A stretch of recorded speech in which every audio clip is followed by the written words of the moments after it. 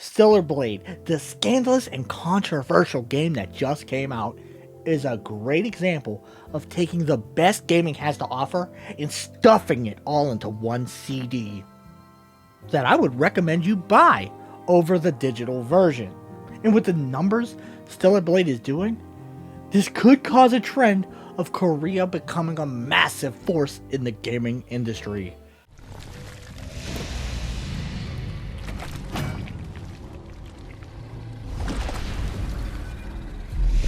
Originally called Project Eve, Stellar Blade was developed by Shift Up. Shift Up is led by Blade & Soul's illustrator, Kim Hyung-tae. Kim Hyung-tae is perhaps one of the biggest names in Korean gaming, making games for the last 30 years, with games like Magna Carta 1 and 2 being on that list. Before becoming CEO of Shift Up and creating mobile games like Destiny Child and Goddess of Victory, Nikki. With one of his inspirations for Stellar Blade being the fact that AI is replacing us. With the idea behind it being, can we lose our humanity, or can humanity even be replaced by AI?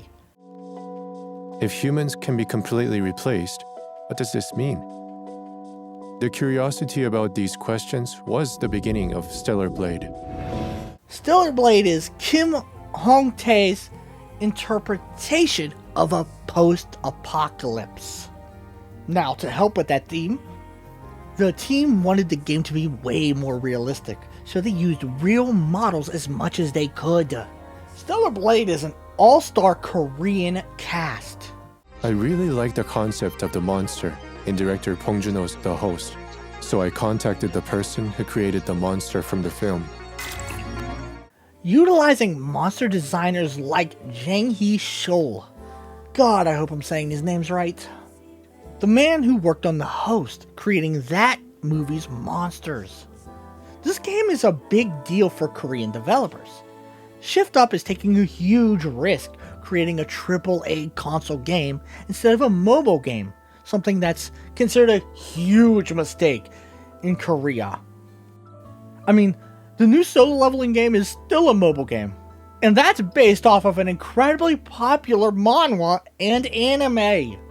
That, when all is said and done, solo leveling is basically the Korean Dragon Ball Z. By the way, the game looks great. This is the part I've rewritten like 3 times now, so let's hope it doesn't have more shit added to it, okay? Originally, Stellar Blade was going to be released uncensored, with even Sony promoting that it would not be censored. This was true until a day 1 patch came out censoring some of the costumes and the blood. Now, since every day something new happens, this could be out of date by the time I even start editing the video. Keep that in mind. Because of the day 1 DLC no one wanted, Sony started to refund the game. Why? False advertising. People were promised an uncensored game, and Shift Up was the ones that added the censorship. Everyone is still blaming the New York-based company that is now Sony because of their recent history of censoring other games. This has led a lot of people to canceling their PSN Plus accounts, while PSN Tribalists continue to blame Shift Up because they're the ones that did it, and anything else is misinformation. Me personally, I blame Sony too, because if Stellar Blade was meant to be censored all along, then why would the CD version have the game uncensored on it? That means it was a last-minute decision. And to me, that sounds like Sony talked them into it while pulling back so they don't get the blame. But who knows, I've never been in one of their meetings. Then we got all of the talk about the misogyny from, the usual sources, like games journalists, and once big but now out of touch YouTubers. Then you have the terminally online whales and the actual incel community. Remember, all women look like this. Except for, when you go online or any website.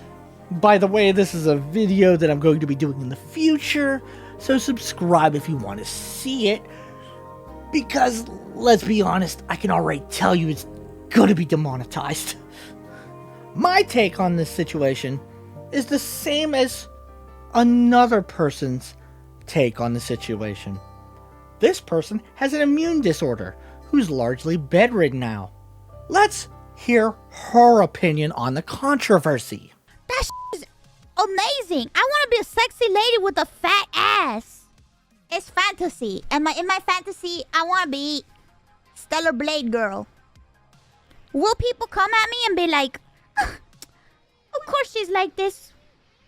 Misogyny at its finest. Off. Off. I'm a woman and I want to look like a sexy lady now. Give me my sexy women. I also blame Sony because I don't really believe the executives like women at this point. I think they like cupcakes more. Alright, I'm just gonna be honest. I'm being petty with this. Stellar Blade's gameplay is a mixed bag. A party mix. It's the idea of taking all of your favorite snacks, pouring them into a bowl, and making the perfect snack mix. That's Stellar Blade's gameplay in a nutshell. See, Stellar Blade has many inspirations.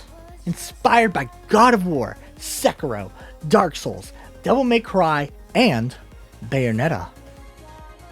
Using Dark Souls and Sekiro as a foundation, Stellar Blade has the gameplay loop of exploration, blocking, parrying, all while looking for an opportunity to attack an enemy. Combine this with Bayonetta and Devil May Cry's stylistic animation and combos. That is how you create Stellar Blade's combat. Hell, later in the game, you even get a one-winged angel variant of a Devil Trigger. To make Eve even more deadly in combat, she even has her own skill tree. This allows Eve to use her beta and alpha skills to destroy her enemies. Some are just high damage combo enders, while others are great for AoE, because when enemies swarm you, shit gets bad. How about long range attacks, or even a damage buff? While another uses the blood of your enemies to heal you. Too bad again that they censored that, but whatever. Eve has her own 2B drone to shoot monsters from a distance. Eve, being the badass angel that she is, uses her drone like Judge Dredd's Lawgiver. That's because, unlike most Souls-likes, Stellar Blade has a ton of variety in its gameplay, with Resident Evil style horror levels, shooting your way through hallways filled with eldritch horrors, platforming through laser grids or across destroyed cities. Honestly, the platforming reminds me most of Prince of Persia. It's so good. So good. Hell, Shift Up even added a fishing minigame. There's so much in this 15 to 35 hour game.